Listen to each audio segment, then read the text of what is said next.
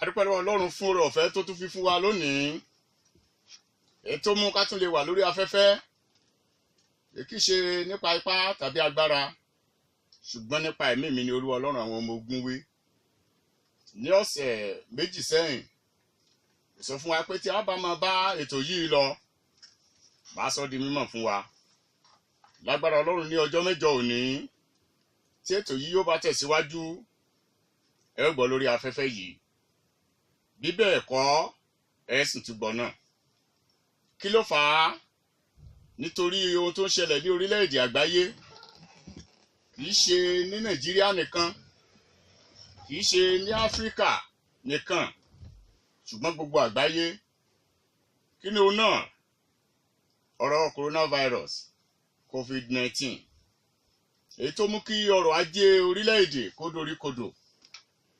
Ìyẹn sì kan Nàìjíríà náà. Ó sì kan ìlú Ìbàdàn níbi tí a wà. Ẹni tó sì ń sponsor èso yìí, ọmọ Nàìjíríà náà ni. Kì í ṣe church member wa, no. Kì í ṣe member Kingdom of Christ Church. Member Mountain of Fire ni. Pastor lòun náà. Ṣùgbọ́n ọ̀rẹ́ ni wá. Ọ̀rẹ́ ọ̀hún náà bíi bàbá ló mú mi. Ó kàn sọ pé inú òun dùn kírú àwọn ọ̀rọ̀ Ọlọ́run wọ̀nyí kó bọ́ sórí afẹ́fẹ́ náà ló sì ṣètò rẹ̀. Ṣùgbọ́n nítorí bọ́rọ̀ ajé ṣe rí lórílẹ̀‐èdè Nàìjíríà, mi ì fẹ́ sọ fún pé kó tún tẹ̀síwájú. Ṣùgbọ́n tọ́lọ́run bá wọ inú rẹ̀ tó wá kọ́ mi wípé òun tún ti ṣe ètò yẹn, bẹ́ẹ̀ màá sọ fún wa gbogbo rẹ̀ ní ọjọ́ mẹ́jọ lónìí. Àwọn tá a fẹ́ gbé yẹ̀wò lónìí, ṣíṣẹ́gun ìpọ́njú àjogúnbá. Ṣíṣẹ́gun ìpọ́njú àjogúnbá. Mo kẹ́yìn ọmọ Kingdom of Christ Church. Àánú Ọlọ́run kò ní fi yín sílẹ̀. Àmín. Mo kí gbogbo ẹ̀yin Kírísítẹ́nì. Àánú Olúwa kò ní fi wá sílẹ̀. Àmín. Ó jẹ́ àkókò wàhálà fún Jákọ́bù, oníṣùgbọ́n a ó gbà nínú gbogbo rẹ̀. Ó jẹ́ àkókò wàhálà fún ìjọ Ọlọ́run láyé, ṣùgbọ́n a ó gbà nínú gbogbo rẹ̀. Àmín. Tó bá di ọjọ́ mẹ́jọ lónìí náà, màá sọ fún ẹ̀yin ọmọ Kingdom of Christ Church, ẹ̀yin ọmọ Ọlọ́run ní Kingdom, ìgbà tí a ó ṣí ilé ìjọsìn wa, màá sọ fún yín jọ́ mẹ́jọ òní. Ó ti di oṣù kan àtọ̀sẹ̀ mẹ́ta nísìnyìí tí a ti ṣí ilé ìjọsìn wa nítorí àṣẹ ìjọba. Gẹ́gẹ́ bí ẹ ṣe mọ olùṣọ́ àgùntàn yín Titus Àjàyí, mo wà lára àwọn èèyàn tí yìí fẹ́ máa rú òfin láyé, nítorí kálẹ̀mí náà ni mo jẹ́ gómìnà lónìí tí mo wá pa àṣẹ táwọn kan ò múlò, mo mọ̀ bó ṣe lè rí lára mi. Ẹ̀ṣẹ̀ tí ẹ ní nígbà tí ìṣe pé ìjọba sọ pé ká wá bọ òòṣà, tàbí ìjọba kàn déédé bínú ló ní ká gbé ṣọ́ọ̀ṣì tì, tó jẹ́ pé gbogbo wa la jọ rò ohun tí ó ń ṣẹlẹ̀ láyé. Kí a wá sọ pé rárá, àwa ṣe tiwa lọ́nà tó lòdì sí ìjọba ni. Ẹ̀ṣẹ̀ ni. Ìwé mọ́ sọ pé kí olúkúlùkù èèyàn kó tẹríba fún àwọn aláṣẹ. Àwọn aláṣẹ tí a fi síbẹ̀ yẹn, wọn kàn déédé fi wọ́n síbẹ̀. Ó ní látọwọ́ Olúwa ni. Ó lè mọ́ dùn mọ́ ọ́nú, ṣùgbọ́n Olúwa mọ̀ sí. Ó lè dùn mọ́ ọ́nú, Olúwa mọ̀ sí. So, níwọ̀n ìgbà tí wọ́n sọ pé ká wá bọ òòṣà, tí í ṣe ẹ̀tanú ni wọ́n fi ti ilé ìjọsìn, tí gbogbo wa rí ohun gbogbo tó ń ṣẹlẹ̀. Kì í sì ṣe Kírísítẹ́nì nìkan ló dákàn. Ọmọ Ọlọ́run nìkan. Kì í ṣe ọmọ Ọlọ́run nìkan. Rárá, àwọn ẹlẹ́sìn tó kù náà, ó kàn wọ́n. Àwọn mìíràn tí wọ́n ti ẹ̀ṣẹ̀ sìn tó jọ mọ́tò Olúwa rárá, ó kàn wọ́n náà. So, àwa lè sọ pé tiwa fẹ́ yọyẹ́ làwọn tí mo ń bá wa sọ.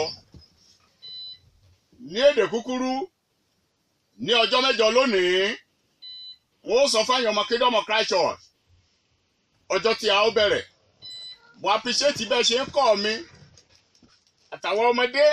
Ọ̀dọ́mọdé kan tiẹ̀ sọ fún mi wípé I miss yín sá o, I miss yín dad, really. Láìpẹ́ nísìnyìí a ti jọ rí ara wa, ṣùgbọ́n mo dúpẹ́ torí pé ẹ̀ ń gbọ́ mi lórí afẹ́fẹ́. Àlàáfíà jẹ́ lónìí sẹ́ni tó gun àti ọ̀run dé ọ̀run àtijọ́, sí ẹni tó ti pa ikú tó pa ẹni tó ní agbára ikú run, sí ẹni tó jókòó lórí òbírí ayé tí gbogbo olùgbénu rẹ̀ tí wọ́n dàbí ẹlẹ́gà, sí ẹni tó ta àrùn bí aṣọ títa. Ìwọ Ọlọ́run mi tó jókòó tó sọ àwọn ọmọ aládé di òfo. Ó ní a kì yóò sú wọn, bẹ́ẹ̀ ni a kì yóò gbìn wọ́n, bẹ́ẹ̀ ni èso wọn kì yóò fi gbòǹgbò múlẹ̀. Gbogbo agbára tó ń bá Christianity jagun tó jẹ́ kán ti ilé ìjọsìn tó ń pè ní coronavirus, ẹ̀yin ẹ̀mí èṣù tí ẹ sọra yín di coronavirus, tá wá dá yín pè ní coronavirus, mo sọ lórúkọ Jésù lónìí Olúwa kó pa yín rẹ́. Amen. Gbogbo ẹ̀yin fallen angels, gbogbo ẹ̀yin áńgẹ́lì tó ti ṣubú, tí ẹ wá fi ọ̀rọ̀ pandemic kẹ́wọ́ láti má jẹ́ kí a lè máa yin Ọlọ́run nílé ìjọsìn. Mo dojú ogun kọ yín lónìí. Iná ṣáájú Olúwa ó ju àwọn ọ̀tá rẹ̀ yí káàkiri. Bíbélì wípé iná ń jó níwájú wọn, ìwé ìjọ ẹ̀. Ọwọ́ iná sì ń jó láàrin wọn. Ilẹ̀ náà dàbí ọgbà Édẹ́nì níwájú wọn, àtìlẹ́yìn gẹ́gẹ́ bí ahoro ijù. Mo rán iná Olúwa jáde lónìí sí gbogbo ẹ̀yin áńgẹ́lì búburú, ẹ̀yin áńgẹ́lì èṣù, ẹ̀yin demons tẹ́ ń ṣiṣẹ́ búburú, tẹ́ ṣe lòdì sí ìjọ Ọlọ́run. Kọ Jésù, iná Olúwa kó run yín lónìí. Amen. Ẹ jẹ́ kí a tẹ̀síwájú ṣíṣẹ́gun ìpọ́njú àjogúnbá. Ìwé Iṣẹ́ àwọn Àpọ́stélì ní orí ìkẹta láti ẹsẹ̀ ìkíní dé ìparí. Iṣẹ́ àwọn Àpọ́stélì ní orí ìkẹta, ẹ gbọ́ bí ó ti wí. Orí ìkẹta. Ǹjẹ́ Pétérù òun Jòhánù jùmọ̀ ń gòkè lọ sí tẹ́ḿpìlì ní wákàtí àdúrà tí í ṣe wákàtí 9 ọjọ́. Wọ́n sì gbé ọkùnrin kan tí ó yarọ láti inú ìyá rẹ̀ wá, tí wọ́n máa gbé kalẹ̀ ní ojoojúmọ́ lẹ́nu ọ̀nà tẹ́ḿpìlì tí à ń pè ní dáradára, láti máa ṣagbe lọ́wọ́ àwọn tí ń wọ inú tẹ́ḿpìlì lọ. Nígbà tí ó rí Pétérù òun Jòhánù bí wọ́n ti fẹ́ wọ inú tẹ́ḿpìlì, ó ṣagbe. Pétérù sì tẹjú mọ́ pẹ̀lú Jòhánù, ó ní, wò wá, ó sì fiyè sí wọn, ó ń retí àti rí nǹkan gbà lọ́wọ́ wọn. Pétérù wípé, fàdákà àti wúrà èmi kò ní, ṣùgbọ́n ohun tí mo ní, èyí ni mo fi fún ọ. Ní orúkọ Jésù Kristi ti Násárẹ́tì, dìde kí o sì máa rìn. Ó sì fà á ní ọwọ́ ọ̀tún, ó sì gbé e dìde. Ní ojú kan náà, ẹsẹ̀ rẹ̀ àti egungun kókósẹ̀ rẹ̀ sì mógun. Ó sì ń fò sókè, ó dúró, ó sì bẹ̀rẹ̀ sí í rìn, ó sì bá wọn wọ inú tẹ́ḿpìlì lọ. Ó ń rìn, ó sì ń fò, ó sì yin Ọlọ́run. Gbogbo ènìyàn sì rí i, ó ń rìn, ó sì yin Ọlọ́run. Wọ́n sì mọ̀ pé òun ni ó ti jókòó ń ṣagbe ní ẹnu ọ̀nà dáradára ti tẹ́ḿpìlì. Háà sì ṣe wọ́n, ẹnu sì yà wọ́n gidigidi sí ohun tí ó ṣe lára rẹ̀. Bí arọ tí amúláradá sì ti di Pétérù òun Jòhánù mọ́, gbogbo ènìyàn jùmọ̀ súré jọ tọ̀ wọ́n lọ ní ìloro tí à ń pè ní ti Sólómọ́nì, ẹnu yà wọ́n gidigidi. Nígbà tí Pétérù sì rí, ó dáhùn wí fún àwọn ènìyàn pé, ẹ̀yin ènìyàn Ísírẹ́lì, èéṣe tí háà fi ń ṣe yín sí èyí? Tàbí èéṣe tí ẹ̀yin fi tẹjú mọ́ wa, bí ẹni pé agbára tàbí ìwà mímọ́ wa ni àwa fi ṣe tí ọkùnrin yìí fi ń rìn? Ọlọ́run Ábúráhámù àti ti Ísákì àti ti Jákọ́bù, Ọlọ́run àwọn baba wa, òun ni ó ti yin Jésù ọmọ rẹ̀ lógo, ẹni tí ẹ̀yin ti fi lé wọn lọ́wọ́, tí ẹ̀yin ti sẹ́ níwájú Pílátù nígbà tí ó ti pinnu rẹ̀ láti dá a sílẹ̀. Ṣùgbọ́n ẹ̀yin sẹ́ ẹni mímọ́ àti olóòótọ́ ni, ẹ̀yin sì béèrè kí a fi apànìyàn fún yín. Ẹ̀yin sì pa olùpilẹ̀ṣẹ̀ ìyè, ẹni tí Ọlọ́run sì ti jí dìde kúrò nínú òkú, ẹlẹ́rìí èyí tí àwa ń ṣe. Àti orúkọ rẹ̀, nípa ìgbàgbọ́ nínú orúkọ rẹ̀, ó ní ó mú ọkùnrin yìí lára le, ẹni tí ẹ̀yin rí tí ẹ sì mọ̀. Àti ìgbàgbọ́ nípa rẹ̀ ni ó fún un ní dídá ara ṣáṣá yìí ní ojú gbogbo yín. Ǹjẹ́ ní ìsinsìnyí, ará, mo mọ̀ pé nípa ìmọ̀ ni ẹ̀yin fi ṣe é, gẹ́gẹ́ bí àwọn olórí yín pẹ̀lú ti ṣe. Ṣùgbọ́n ohun tí Ọlọ́run ti sọ tẹ́lẹ̀ láti ẹnu gbogbo àwọn wòlíì wá pé Kristi yóò jìyà, òun ni ó múṣẹ bẹ́ẹ̀. Nítorí náà, ẹ ronúpìwàdà kí ẹ sì tún yí padà, kí a lè pa ẹ̀ṣẹ̀ yín rẹ́, kí àkókò ìtura bá lè ti iwájú Olúwa wá, àti kí ó bá lè rán Kristi tí a ti yàn fún yín, àní Jésù, ẹni tí ọ̀run kò lè ṣàìmágbà títí di ìgbà ìmúpadà ohun gbogbo, tí Ọlọ́run ti sọ láti ẹnu àwọn wòlíì rẹ̀ mímọ́ tí wọ́n ti ń bẹ nígbà tí ayé ti ṣẹ̀. Wọ́n sì sá wí pé Olúwa Ọlọ́run yín yóò gbé wòlíì kan dìde fún yín nínú àwọn arákùnrin yín bí èmi, òun ni ẹ̀yin yóò máa gbọ́ tirẹ̀ ní ohun gbogbo tí yóò máa sọ fún yín. Yóò sì ṣe, olúkúlùkù ọkàn tí kò bá gbọ́ ti wòlíì náà, òun ni a ó parun pátápátá kúrò nínú àwọn ènìyàn. Àní gbogbo àwọn wòlíì láti Sámúẹ́lì wá àti àwọn tí ó tẹ̀lé iye àwọn tí ó ti sọ̀rọ̀ wọ́n sọ ti ọjọ́ wọ̀nyí pẹ̀lú. Ẹ̀yin ni ọmọ àwọn wòlíì àti ti májẹ̀mú tí Ọlọ́run ti bá àwọn baba yín dá nígbà tí ó wí fún Ábúráhámù pé àti nínú irú ọmọ rẹ ni a ti fi ìbùkún fún gbogbo ìdílé ayé. Nígbà tí Ọlọ́run jí Jésù ọmọ rẹ̀ dìde, ó kọ rán sí yín láti bùsí fún yín nípa yíyí olúkúlùkù yín padà kúrò nínú ìwà búburú rẹ̀. A dúpẹ́ lọ́wọ́ Ọlọ́run wa fún ọ̀rọ̀ rẹ̀ yìí. A rí èyí, a sì fi ìdí rẹ̀ múlẹ̀. Ẹ wá jẹ́ ká wá bẹ̀rẹ̀ sí wò ó lẹ́sẹlẹ́sẹ bí a ṣe kà á nì. Nínú èyí tí ó bẹ̀rẹ̀ sí gba àdúrà fún ọ lẹ́yìn bí ìṣẹ́jú 6 sí àkókò yìí. Ṣíṣẹ́gun ìpọ́njú àjogúnbá. Ìwé Jóòbù sọ wípé bí ìpọ́njú kò ti tinú erùpẹ̀ jáde nì, ó ní a bí ènìyàn sínú wàhálà. Arọ yìí, ọkùnrin arọ yìí, wọ́n ló yarọ láti inú ìyá rẹ̀ wá ni. Ọ̀gọ̀ọ̀rọ̀ àwọn nǹkan tó ṣẹlẹ̀ sí ọ̀gọ̀ọ̀rọ̀ ènìyàn lónìí, àwọn nǹkan tó ṣẹlẹ̀ láti inú wá ni. Bí àpẹẹrẹ medically, tí ẹnìkan bá wá sí ọ̀dọ̀ dókítà, wá béèrè ìtì ẹ̀, ìyẹn ìtàn ìgbé ayé ẹ̀, pé irú àìsàn yìí bóyá kidney problem ni. Wọ́n á béèrè, ṣé lára fámìlì yín wà bí ìyá bàbá tàbí lára àwọn tí ẹjọ jẹ́ ẹ̀jẹ̀ kan náà tó ní irú kidney problem yìí? Ẹnìyàn dáhùn bóyá bẹ́ẹ̀ ni tàbí bẹ́ẹ̀ kọ́. Tó bá jẹ́ diabetes, the same thing. Tó bá jẹ́ insanity, ìsínwín, the same thing. Irú ẹ̀ náà ti ṣẹlẹ̀ nígbà tí wọ́n mú ẹnìkan wá sí ọ̀dọ̀ mi. Depression ló kọ́kọ́ ṣẹlẹ̀, the result sí insanity, result sí wèrè. Ìgbà tí mo wá interview ọmọ ẹ̀ obìnrin tó mú wá, ó ní mọ̀mọ́ òun, ó ní mọ̀mọ́ rẹ̀ tó jẹ́ grandmother, ó ní mọ̀mọ́ òun pa ìtàn wípé mọ́mí òun náà ní àrùn ọpọlọ, wípé ní ìgbà míì mọ̀mọ́ òun máa ń sùn síta ní ìta gbangba bí ẹni pé èèyàn lọ sùn sórí bed. Ó ní mọ̀mọ́ yẹn náà tó pa ìtàn fún mọ̀mọ́ ẹ̀ pé mọ̀mọ́ wọn náà nírú ìyẹn. Ó jẹ́ great grand. Àánú ọmọ yẹn tó wá bá mi sọ̀rọ̀ ló wá ṣe èmi jù báyìí tó rò náà làkọ́bí, ìyá ẹ̀ làkọ́bí, ìyá ẹ̀ náà làkọ́bí, òun náà sún làkọ́bí tó ń bá mi sọ̀rọ̀. Èmi wá tètè cancel ẹ̀. Àwọn nǹkan tí ò ní ṣe, àwọn nǹkan tí ó máa ṣe, tí irú wàhálà báyìí tí òfin ní yalé tọ̀, torí ó ti di ọ̀rọ̀ èèyàn wípé ó ti wà lórí òun náà, torí àjogúnbá nìyẹn. Bó ṣe rí ní medical lórí wíní ní life gan, bó ṣe rí life in the real life lórí in the spiritual world many a time. Nínú ayé ẹ̀mí ó máa ń rí bẹ́ẹ̀ náà. Ìbéèrè sọ wípé ọkùnrin yìí láti inú wá ni. Ó ṣe ní láàánú, kì í ṣe nǹkan tó lè wú èèyàn lórí kí èèyàn wá bí ọmọ kan kó wá yarọ láti inú ìyá ẹ̀ wá. Ẹsẹ̀ ìkejì, wọ́n sì gbé ọkùnrin kan, àti kà á, mo kàn tó fẹ́ rán ọ létí ni. Wọ́n sì gbé ọkùnrin kan tí ó yarọ láti inú ìyá rẹ̀ wá. Láti inú ìyá ẹ̀ wá ló ti yarọ. Right. Jésù Olúwa, lórúkọ rẹ ni mo dúró lónìí gẹ́gẹ́ bí Pétérù náà ṣe dúró ní ọjọ́ ìgbàanì. Ó sọ fún ọkùnrin arọ yìí, wò wá, wúrà àti fàdákà a ò ní, ṣùgbọ́n ohun tí mo ní ní èyí ni mo fi fún ọ ní orúkọ Jésù Kristi ti Násárẹ́tì, dìde kí o sì máa rìn. Bẹ́ẹ̀ náà lónìí, wúrà àti fàdákà mi ò ní, mẹ́wàá wúrà àti fàdákà bí Pétérù tiẹ̀ ní kò tán ìṣòro ọkùnrin yìí. Torí ibikíbi tí orí wa bá tó bá ń gbé wa lọ, ó ní kí ẹsẹ̀ kó má jiyàn. Ibi rere tó rí gbé ọ lọ yẹn, kẹsẹ̀ náà ó gbé ọ débẹ̀ ni, or else ó lè mọ work bó ṣe fẹ́.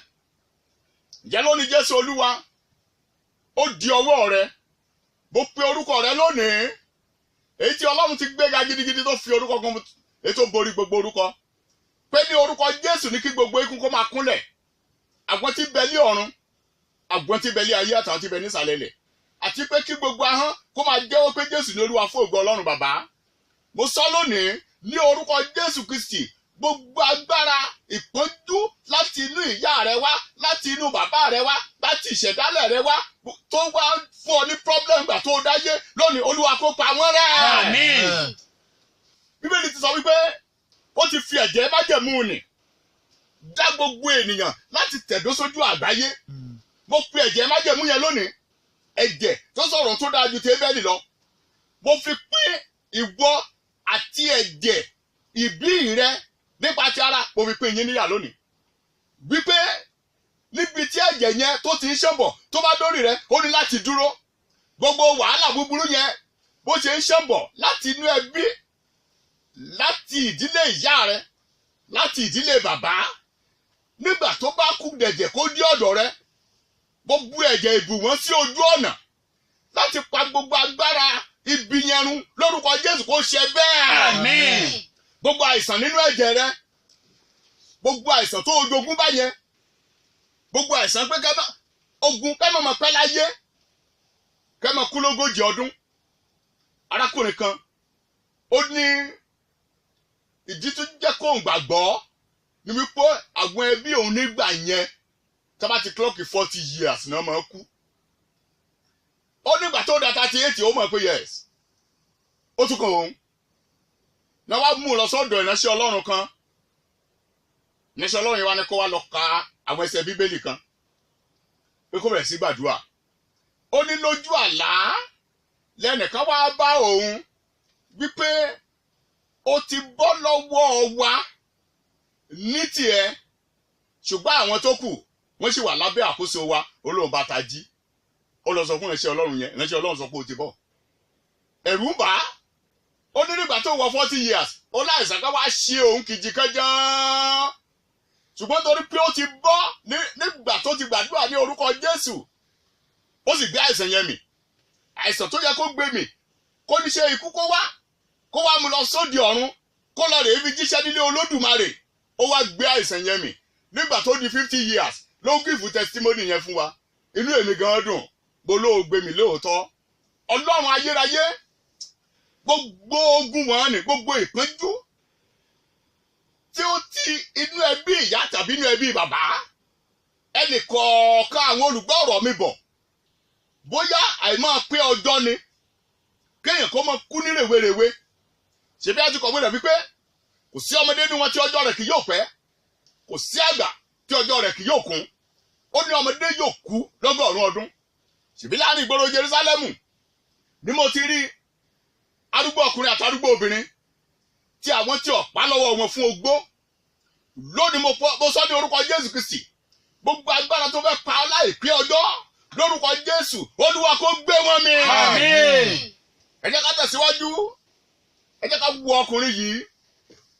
Mo ti sọ fún wa apart from pé wọ́n bí ní arọ, ẹ jẹ́ ká wo àwọn quality kan tó wà nínú ẹ̀, àwọn àwòmọ́ni rere kan tó wà nínú ọkùnrin yìí síbẹ̀síbẹ̀ tó jẹ́ wípé ìpọ́njú tó jogún bá kò jẹ́ kó lè ṣe rere níbẹ̀.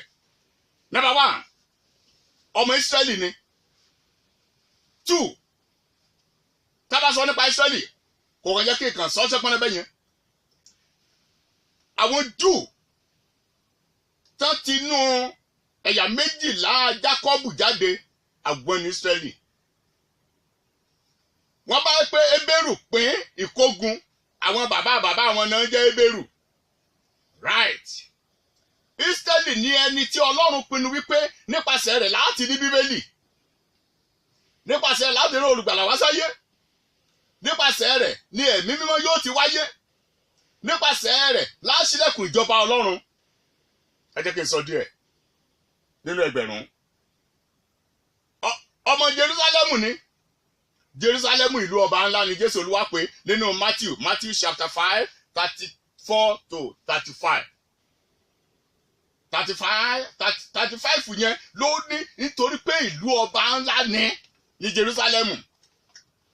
Ibẹ̀ náà bí ọkùnrin sí láti orí Mekisedeki ọba Sálẹ́mù. Ó ló ti jẹ́ ìlú ọba ńlá. Mélòó ni ó ti máa wí sí? Ìlú Dáfídì. Mélòó ni ó wí sí? Ní ìlú Jésù Olúwa tìkára rẹ̀. Kí là á wí sí? Níbi tí wọ́n ti pa Olúwa olúwa wa jésù kristi. Kí ni ó tún máa sọ sí? Ní Jerúsálẹ́mù yìí ni olúwa ti jíǹde kúrò ní òkú. Jerúsálẹ́mù yìí ó ní jésù olúwa ti gòkè rí ọ̀run. Ibẹ̀ ló ń gbé. Síbẹ̀ ọ̀rọ̀ ayé rẹ̀ ò lójútùú. Wípé wọ́n bí ọ gẹ́gẹ́ bí olówó tàbí ọmọ olówó, wọ́n bí ọ sí ìlú ńlá. Ìyẹn kò tiẹ̀ lóhun kó ń ṣe pẹ̀lú ìpọ́njú tó ti jogún nínú àwọn èèyàn rẹ̀. Jẹ́ ìtẹ̀síwájú díẹ̀. Wọ́n bá sọ pé beautiful gate náà máa ń gbé sí verse 2 yẹn náà mo ṣì wà. Acts of the Apostles chapter 3. Wọ́n ní tán máa ń gbé sí ẹnu ọ̀nà tí à ń pè ní dáradára. Nítòótọ́ ló jẹ́ ẹnu ọ̀nà dáradára. Òun là á gbé sí ṣùgbọ́n ayé ẹ̀ ò dáa nítorí ìpọ́njú tó ti jogún bá. Kò tí ì tán. Wọ́n ní tẹ́ḿpìlì. Ọ̀nà gbé sí ẹnu ọ̀nà tẹ́ḿpìlì. Wọ́n lè gbé wọlé. Arọ kì í wọ tẹ́ḿpìlì. Àwọn abirùn, àwọn afọ́jú, gbogbo abirùn pátápátá kò sáàyè fún wọn láti wọ tẹ́ḿpìlì. Ìta tẹ́ḿpìlì náà máa wà. Gẹ́gẹ́ bí kọ́ṣọ̀ wọn nígbà yẹn. Right. Wọ́n ní wá gbé sí tẹ́ḿpìlì. Má ṣe gbàgbé bí tẹ́ḿpìlì ṣe jẹ́ wípé Jésù olúwa sọ títí débi tó fi ara rẹ̀ wé tẹ́ḿpìlì gan. Bíbélì sọ títí tó fi àgọ́ ara wa wé tẹ́ḿpìlì. Bíbélì sọ títí pé inú tẹ́ḿpìlì yẹn Ọlọ́run ń gbé bẹ̀. Nígbà tí Sólómọ́nì tó máa ṣí tẹ́ḿpìlì rẹ̀ tó kọ́ nígbà àkọ́kọ́, wọ́n ní Ọlọ́run sọ̀kalẹ̀ sínú ẹ̀ pẹ̀lú ọwọ́ èéfín tó bẹ̀ tí àwọn àlùfáà tó ń rúbọ tán láti sá jáde nítorí agbára tó wà ń bẹ̀. Pẹ̀lú pé agbára wà níbẹ̀ yẹn, síbẹ̀ náà ìpọ́njú tí ó bá ọkùnrin dàgbà tí a bí sínú síbẹ̀ ó wà síbẹ̀. Jẹ́ kí n dá yín dúró nítorí pé wá báyìí ó ní àkókò ń lọ. Ẹ jẹ́ kí n wá wo apá kan díẹ̀ sí kí tó tún gba àdúrà fún ọ. Wọ́n wá ní ẹsẹ̀ 3 nígbà tí ó rí Pétérù àwọn tó ṣe nígbà tí ó rí Pétérù àti Jòhánù bí wọ́n ti ń fẹ́ wọ inú tẹ́ḿpìlì ó ṣagbe. Pétérù sì tẹjú mọ́ àti Jòhánù. Wọ́n wí pé wò wá. Ó ti ń wò wọ́n tẹ́lẹ̀. Àwọn akẹ́kọ̀ọ́ túbọ̀ tún wò wọ́n kó pay attention kó fiyè sí wọn gidigidi ju àtẹ̀yìnwá lọ. Ó sì fiyè sí wọn. Ẹsẹ̀ 5. Ó ń retí láti rí nǹkan gbà lọ́wọ́ wọn. Ṣùgbọ́n Pétérù wí pé wúrà àti fàdákà èmi kò ní. Ṣùgbọ́n ohun tí mo ní ní èyí òun náà ni mo fi fún ọ. Ní orúkọ Jésù Kristi ti Násárẹ́tì dìde kí o sì máa rìn. Jẹ́ kí n kà sí. Ó sì fà lọ́wọ́ ọ̀tún. Ó sì gbé dìde. Lójú kan náà ẹsẹ̀ rẹ̀ àti egungun kókósẹ̀ rẹ̀ sì mókun. Ó sì ń fò sókè. Àkọ́kọ́ nìyẹn. That is perfect healing. Perfect healing nìyẹn. Ìmúláradá tó péye. Òun ló lè mú kí arọ kó fò sókè. Ó fò sókè. Ó dúró. Ó bẹ̀rẹ̀ sí rìn. Ó bá wọn wọ inú tẹ́ḿpìlì. Ó ti ní oore ọ̀fẹ́ àti wọ tẹ́ḿpìlì nísìnyí torí pé ó ti kúrò láàárọ̀. Ó ti di alára dídá ṣáṣá tó bá wọn lọ nínú tẹ́ḿpìlì. Ó rìn. Ó tútù sọ. Ẹni tó kọ ìwé ìṣe àwọn apọ́stélì yẹn Lúùkù oníṣègùn òyìnbó. Ó tún sọ lẹ́ẹ̀kejì. Ó tún jẹ́ kó tẹnu mọ́ nítorí pé ó jẹ́ iṣẹ́ rẹ̀. Luke tó kọ ìwé ìṣe àwọn apọ́stélì medical doctor ni. So ó jẹ́ kó lè máa emphasize ọ̀rọ̀ yẹn wípé ó fò sókè ẹsẹ̀ 8 ó dúró ó bẹ̀rẹ̀ sí rìn. Ó bá wọn wọ inú tẹ́ḿpìlì lọ. Ó rìn. Ó ń fò. Ó yin Ọlọ́run. Right. Here we are. Ní orúkọ Jésù Kristi náà ni mo tọ̀ ọ́ wá lónìí. Gbogbo àwọn àìsàn tó wà nínú ayé rẹ yẹn a fẹ́ sọ fún pé kó palẹ̀ rẹ̀ mọ́ kó kúrò nínú ayé rẹ. Irú àìsàn wo yóò wù kó jẹ́. Ọlọ́run ti gbé Jésù Olúwa ga gidigidi. Ó ti fi orúkọ kan fún tó borí gbogbo orúkọ pé ní orúkọ Jésù ní kí gbogbo ikú kó máa kúnlẹ̀. Pétérù sọ ó ní kí ló ní tẹ̀júmọ́ abẹ́ ni pé ìwà mímọ́ wa. Òun ló ṣe lò ó. Ó ní Jésù tó ti kú tó ti jíǹde ni Ọlọ́run ti gbé ga. Lórúkọ rẹ̀ la fi mú ọkùnrin láradá. Kì í ṣe òróró. Kì í ṣe omi. No. kì í ṣe àbẹ́là kì í ṣe ìwẹ̀ odò rárá kì í ṣe àwọn mìíràn tí àwọn èèyàn tí wọ́n gbé kalẹ̀ ní ìbọ̀rìṣà tó fi rọ́pò Ọlọ́run lónìí ṣùgbọ́n ní orúkọ Jésù Kristi lórúkọ Jésù náà mo fẹ́ gba àdúrà fún ọ Ọlọ́run ayérayé àwọn àpọ́stélì rẹ wọ́n sọ wípé kó fi fún àwọn ọmọ ọ̀dọ̀ rẹ kí a lè máa fi ìgboyà gbogbo sọ ọ̀rọ̀ rẹ àti wípé kó o yọ̀ǹda kí iṣẹ́ ìyanu kó lè máa ṣe ní orúkọ Jésù ọmọ mímọ́ rẹ bẹ́ẹ̀ náà ni mo dúró ní space lónìí 90.1 tí mo fi ìgboyà gbogbo sọ ọ̀rọ̀ rẹ wọ́n fẹ́ kó yọ̀ǹda fún mi lónìí kí iṣẹ́ ìyanu kó lè ṣe ní orúkọ Jésù ọmọ mímọ́ rẹ jẹ́ lónìí bí mo ti fẹ́ gba àdúrà fún ọ tó bá ní àwọn àìlera kan nínú àgọ́ ara rẹ orí fọ́ ni ojú dídùn ni whatever tán ti diagnose tán sọ wípé o ní sickness yẹn gbé ọwọ́ lébẹ̀ ní orúkọ Jésù lónìí gbogbo ẹ̀yin àìsàn ní ojú àìsàn ní gbogbo ẹ̀yà ara rẹ mo pa àṣẹ lórúkọ Jésù kó máa gbiná sọnù. Àmín. àti kọ̀wé rẹ̀ pé òrùn òdodo yóò láti o ti múra dání yá apá rẹ̀ nígbà tó bẹ̀rù orúkọ mi mo rú òrùn òdodo náà jáde lónìí sí àgọ́ ara rẹ gbogbo àìsàn níbẹ̀ lórúkọ Jésù kó parẹ́ sọnù. Àmín.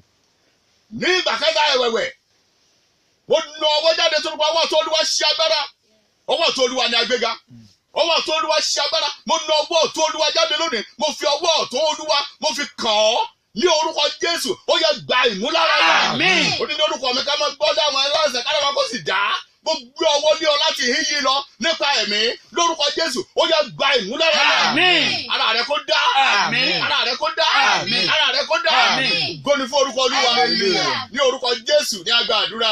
Àmín. mo fẹ́ kó mọ̀ wípé ọ̀rọ̀ Ọlọ́run ti jáde àti àdúrà àṣẹ Ọlọ́run sì ti tọ̀ torí pé níbikíbi tí ọ̀rọ̀ bá gbé wà àṣẹ ọba ń bẹ níbẹ̀ ẹ gbọ́ àwọn ọ̀rọ̀ wọ̀nyí èmi tí mo bá a sọ̀rọ̀ ìránṣẹ́ Ọlọ́run Titus Àjàyí ni mo sì fẹ́ sọ fún wa wípé nọ́mbà mi wọ́n á tún sọ láìpẹ́ yìí ṣùgbọ́n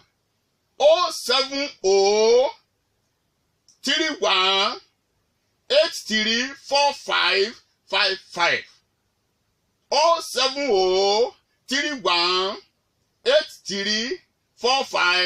07031834555